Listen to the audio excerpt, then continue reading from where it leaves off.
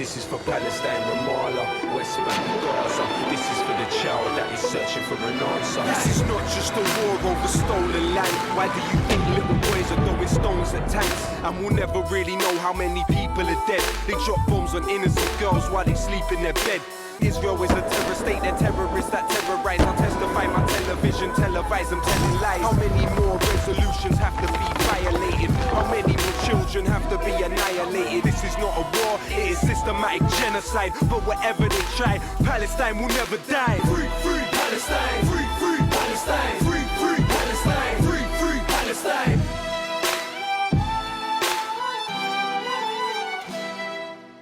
Hello, I'm Chris Williamson, and you're watching Palestine Declassified. We're the only weekly TV show focusing on investigating and exposing the Israeli regime's global war against solidarity with the illegally occupied people of Palestine. After Elon Musk bought Twitter, now known as X, he promised to restore free speech to the platform. But the multi-billionaire is being squeezed by the Zionist lobby to force him to reimpose censorship on commentary about Palestine. The previous incumbents caved in to an intense campaign by Zionist extremists and imposed shadow bans on this show, Professor David Miller and myself. But after Musk took over, the bans were lifted on us and on numerous other accounts too. But the billion-dollar question now is, will he succumb to the pressure? Latif Arbo-Chakra has this report about Musk's recent visit to the settler colony and the Zionist tactics being deployed against him. The social media platform X has provided a vital lifeline to journalists debunking Israel's disinformation around its genocidal war on Gaza. Several lies the Israeli occupation forces pushed out were immediately discredited by investigative journalists on the site. For that reason, Elon Musk is simultaneously a key ally and target of the Zionist regime. Musk has been mobilized against by key Zionist lobby groups like the Anti-Defamation League and the Center for Countering Digital Hate. And it is likely that his visit was an opportunity for the Zionist regime to apply more pressure on him to censor the social media platform. During the short pause in Israel's bombing of Gaza, the billionaire owner of the platform X, Elon Musk, traveled to meet with Israeli Prime Minister Benjamin Netanyahu for an indoctrination session. While in occupied Palestine, he was taken on a guided tour of the Gaza settlement envelope by Netanyahu. A solemn picture was taken with Musk looking down at a baby cot, supposedly littered with bullets from the Palestinian resistance. However, it was revealed that those bullets matched those coming from Israeli tanks rather than Palestinian fighters. And as the war of disinformation continues, large US corporations like Walt Disney, Warner Brothers, and Comcast suspended their ads on X in protest against his alleged anti-Semitism. This has, of course, been lobbied for by Israel's spy agency, the Anti-Defamation League, for some time. The US government has even issued a statement condemning Musk for the abhorrent promotion of anti-Semitic and racist hate. In October, when Israel cut all electronic communications in Gaza, Musk offered to provide his Starlinks to internationally recognized aid organizations in the Strip. This infuriated the Israelis, who vetoed the idea immediately. While on his trip to the settler entity, Musk commented to Israeli President Isaac Herzog that he supported the idea of re-education camps in Gaza to prevent another generation of resistance. He also commented that he would help establish economic prosperity in the area. With the constant stream of contradictory messages, the battle for the soul of Elon Musk continues. As always, we're joined by our resident expert, David Miller. David's an academic and a former professor at Bristol University, and is now a non-resident senior research fellow at the Centre for Islam and Global Affairs at Istanbul Zayem University. He's also a co-director of the lobbying watchdog Spinwatch, and he's a leading British scholarly critic of Israel. And I'm delighted to welcome Gadi Francis as our guest today. Gadi is a Lebanese war correspondent who's worked for Al Mayadeen, Al Jazeera and others, and over the years she's reported directly from conflict zones in Syria, Iraq and Yemen. Welcome to the show. David, let me start with you. What do you think went on with Elon Musk in the Zionist entity then? Interesting trip, wasn't it? Well, it was very curious, wasn't it? I mean, we saw that footage, didn't we, of him with Netanyahu with his flak jacket on, yes, strolling around the kibbutz, looking perplexed and interested. And we saw all sorts of statements about how awful it was that the Israelis were facing what they were, and how From the River to the Sea was an anti-Semitic call for genocide and wouldn't be allowed henceforth on Twitter or X. So we saw, essentially, in that trip, we saw him becoming an obvious and stated Zionist. Now, of course, that's not quite the full story, but that's what we saw there. We saw him looking at that crib, remember? The crib with the bullets in it, which it transpired were not, in fact, resistance bullets, but IDF or IOF bullets. So we saw a performance there, which looked very worrying for those who had believed his stories about freedom of expression. Yeah. I mean, Gardy, what's the opinion of the resistance axis in the Middle East towards Musk, do you think? Well, I don't know if I can really say the resistance axis, because it's quite big, and like there's a spectrum of ideologies in the resistance axis, and I'd say it is also the same when it comes to Elon Musk visit. Some people really paid attention to that, and others found it irrelevant. As in, we've never expected more out of such personalities. For people in the Middle East, for people in the resistance of axis, a big tech personality that has always been aligned with the U.S. foreign policy and that does these kinds of businesses for them, we don't expect him to come and say free Palestine. I think for me personally, nothing was surprising. No. What he did wasn't surprising. And also there were these resurfacing Semitic comments that he had done. And we have seen that in history previously, whether it's scientists or businessmen or actually Microsoft and other tech companies, when they do such things, they have to whitewash what they did, and they end up being first front line of the Zionist propaganda, just to make up for what they had done previously. So when it comes to the axis of resistance, they never took Elon Musk as an ally. So I don't think the expectation was really more than that. No, indeed. Well, David, I mean, how exactly then did the Anti-Defamation League and the Centre for Countering Digital Hate actually lobby Elon Musk then? Well, they did a number of different reports and accusations about him being anti-Semitic, but of course also they did a specific report on this programme, if you recall, done by the Centre for Countering Digital Hate, an organisation created in this country but also having a DC office, which was also co-published by the ADL. And of course that suggested that we were a vehicle for Iranian state propaganda, and that we casually gave out anti-Semitic comments week after week, entirely false, of course, and a report based on ridiculous research. It hasn't even got names attached to it, so you can't tell who wrote it. So that was the way in which they did it, and of course it's interesting that that as you said at the beginning of the programme, that when he took over, our Twitter accounts, the Twitter account for the show, were labelled as Iran state-affiliated media. We were shadow banned. And all that came away, fell away, and really what you've seen with pro-Palestine accounts on Twitter in the last month or so is a massive increase in followers and reach, and that doesn't appear to be. There's some signs that there's a kind of rowing back on the algorithm in relation to that, in relation to particular accounts, but it doesn't in general appear to be the case. On the idea that somehow that Musk would outlaw From the River to the Sea as a hashtag. Well, I mean, it only massively increased after he said that, and I don't believe that anybody's been banned, so far as I'm aware, for using the hashtag. I certainly haven't been put into control measures for it. So it looks like that there's a real problem there for them. Is that because overwhelmingly social media users on Facebook, on X, on Instagram, on TikTok are pro-Palestine, and there's not much they can do about that. Gardy, I mean, how do you think Elon Musk's management of Twitter, or X as it's now known, compares to other platforms like Instagram, for example? Well, if you want to compare to Meta, to Instagram and to Facebook, he'd look like the angel.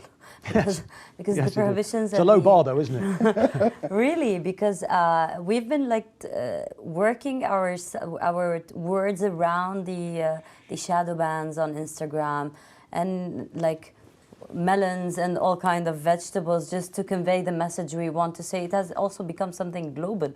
So if we want to compare that to X formerly known as Twitter, well, it's still, we can still articulate our thoughts without being like slaughtered virtually like it's done on Instagram and Meta. But still, it's not really safe out there. And we see it very, it's like walking on eggshells when you really want to speak your mind, and you're not being racist or it's not really hate or violence. When you want to articulate a thought of resistance, you are walking on eggshells, but you get all these trolls that are basically literally saying that you should be killed and that babies should be killed, and they're always there, and they don't get the same kind of security police. No. Well, this is up so far. This is what I've been seeing. It is not. There's no justice in regulating how we're being attacked, but there is always like a police watching what our words are.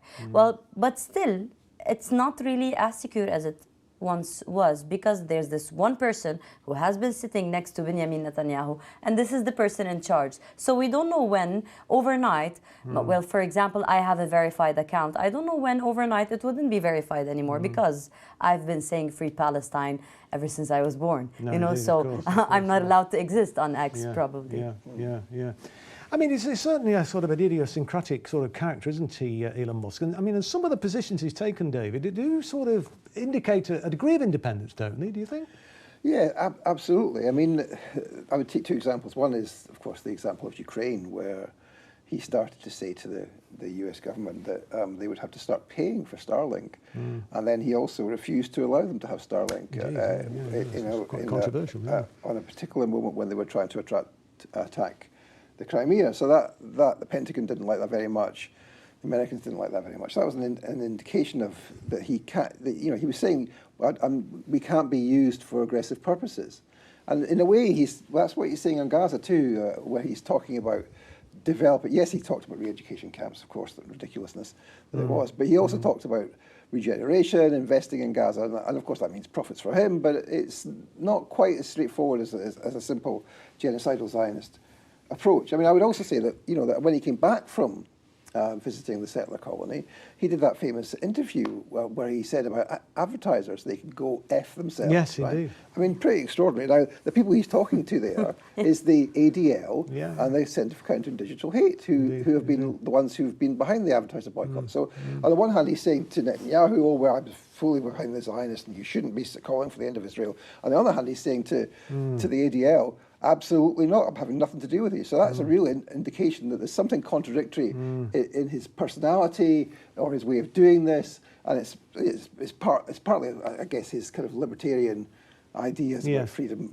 and that kind of thing, which is behind that. But it's a deeply contradictory approach, isn't it? But some elements of it are quite interesting. Yeah, no, indeed. Well, we're just going to pause the discussion there for a moment, because I'd like to get both of your thoughts after watching this next video about Elon Musk's involvement with Israeli companies and indeed regime change operations. The history of Elon Musk's tumultuous love affair with Israel has had some fascinating twists and turns. Musk borrowed $1 billion to buy Twitter from Larry Ellison, one of the biggest known financiers of the Israeli military. Because of their close relationship, Ellison extended an offer to Israeli Prime Minister Benjamin Netanyahu to become a director of his software business Oracle, and even was due to be a witness for Netanyahu at his delayed corruption trial. Additionally, Authentics, an Israeli company founded by former Israeli intelligence officials, is working with Musk on his X platform. The new ID verification process, which asks users to provide legitimate ID documents and selfies, is administered by Authentics. It is a project of the Dutch security company ICTS International, which was established by former Shin Bet operatives. Musk and his Starlink satellites were also implicated in the failed regime change campaign against Iran. When U.S. Secretary of State Antony Blinken mentioned the necessity of the U.S. government supporting Iranian protesters, Musk responded immediately with the words, "activating Starlink." Musk then publicly boasted about donating, quote, 100 active Starlinks in Iran, end quote, to help regime change rioters communicate. Elon Musk is also working closely with Israel to combat the resistance axis in the region. Musk's company, SpaceX, launched spy satellites for ImageSat International, an Israeli intelligence firm, to identify targets for airstrikes in Syria. The company's CEO, Noam Segal, is an Israeli Air Force reservist. ImageSat International has been a critical component in Israel's 1,000 attacks on Syria in the past years. Both ImageSat International and the Israeli Embassy in the United States officially thanked Elon Musk for the launch of their spy satellite above Syria on his X platform. Will his next service to Israel be the censoring of pro-Palestinian voices on the platform? Time will tell. David, so this ImageSat International, just say a bit about its role then. I mean, it's mentioned in the video there, in the Israelis' bombing campaign in Syria. So it's the tech which allows them, in part, the intelligence and the operational ability to carry out these attacks, 1,000 attacks roughly over the last few years. Attacks which have gone almost entirely unanswered, unremarked in the Western media. There's not been the capacity in the Syrian government to or at least not the ability to counteract those. There's not been any pushback really on that. And what we see there is this is part of a wider Zionist intervention in Syria. It's been in the Times of Israel just the other day that the outgoing occupation forces chief has admitted supplying weapons to, I think, 12 separate anti-government, pro-NATO proxy forces in the Syrian conflict. And of course, we already knew from the famous Priti Patel visit to the Golan Heights, to the IDF field hospital, as it was called, the IOF field hospital, that they were patching up Nusra fighters and other anti-Assad fighters and sending them back to the conflict. So we know that this has been a full-scale involvement of the Zionists, along with the West and indeed with the Saudis and, of course, Qatar in that conflict. So that's an indication, really, of his role in regime change operations, just like the one that he's been involved in relation to Iran. I mean, Gardi, did you think the information contained in these reports would change people's opinions in any way at all? Well, unlike what would be expected, I don't think it would. Because if you're looking at, I think we had an example when Elon Musk came and did this tour with Benjamin Netanyahu. And I think the approach or the general view of Elon Musk is like a businessman selling his product. Yeah. So if his product is being used to kill us, our problem isn't with him, it's with the buyer. I don't know if I'm articulating it accurately, because we've seen, if they want to really be angry, the people in the region, angry at Elon Musk, they have to be angry at some states, some Arab states that are providing oil, gas, fuel and money and planes for the killers as well. So basically it's like they're buying his product, but they will not really hold him accountable. I don't think so. Right. Well, David, just moving on then. What do you know about this character, Larry Ellison? Because he's pretty close, isn't he, to both Netanyahu and to Elon Musk? Yes, and we've talked about Ellison before, and his company, Oracle, which I'll mention again in a minute. But of course, it's worth remarking, isn't it, on the fact that he just had to hand $1 billion lying about that he could offer to Musk, lend to him so he could buy Twitter and turn it into X. And Ellison is, as the film shows, extremely close to Netanyahu, who offered him a place on the board. And Oracle, as a tech firm, one of the biggest tech firms, has been involved in multi-million-dollar and pound contracts, for example, in the UK with the Ministry of Defence. So much of the cloud computing support for the Ministry of Defence in the UK is provided by Oracle, a company which has, through Ellison and through the senior staff at Oracle, direct links to Israeli intelligence. So we have a real issue here, again, with those kinds of links, with his mate being Larry Ellison, but at the same time, of course, Musk remains the contradictory character, even in the face of those kinds of links. But Gardi, do you think then that Israel's found it easier or more difficult to deal with Musk than they did with the previous incumbents who controlled the Twitter platform? Well, I'd say absolutely easier. Musk is absolutely easier. Right. There's one person to deal with, and Sure. you know where to twist their Yes, arm. indeed. And we obviously saw that in manifestation, like during the past 2 weeks. So I think Israel found Musk a way easier person to handle. And David, I mean, what's the significance of Musk using Authentics, if I'm pronounced that correctly, for user verification? And why is that a problem?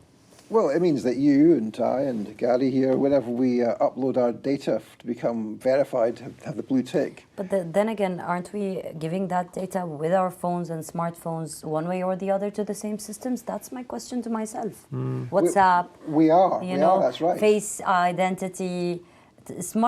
Super powerful tech companies are way smarter than that. I think they have all my information already. They do, but the problem with them having it, of course, is the links that there are between those companies and Israeli intelligence. So, Well, for us in Lebanon, everything gets to the Israelis. That's right. Yeah, the issue, it seems to me, is that this is not on the radar of the Western public. People don't know about this, and what we need to do is to, as you say, to push back against this in Lebanon, in the UK, in the US, and elsewhere, wherever it's happening, because this is a perennial problem which we have to deal with in addition to the more obvious manifestations of. It is very unfortunate that they have normalized it for us. Yeah. It has been normalized in our brains that we are basically shared. All our data is shared one way or the other with the Israelis, whether it's on WhatsApp. But through shows like ours, we can raise people's awareness, a consciousness of about it's never normalized. about the downside. No, indeed. Well, we need to obviously be pushing back against that. But God, let me just let me just move back and on a little bit and just ask you whether you think that the current wars will become a regional conflagration, or indeed you think it already is? Of course. Thank you for the added part of the question. Well, this war in the region is 75 years old. Yes. Whether they say it is there or not, I haven't witnessed any day in my life where there hasn't been something done to my people. In Syria, in Lebanon, in Palestine, in Iraq, in Yemen. So when is it war and when is it peace? People are dying every day. Aren't they precious to their parents, to their futures? Don't they have aspirations?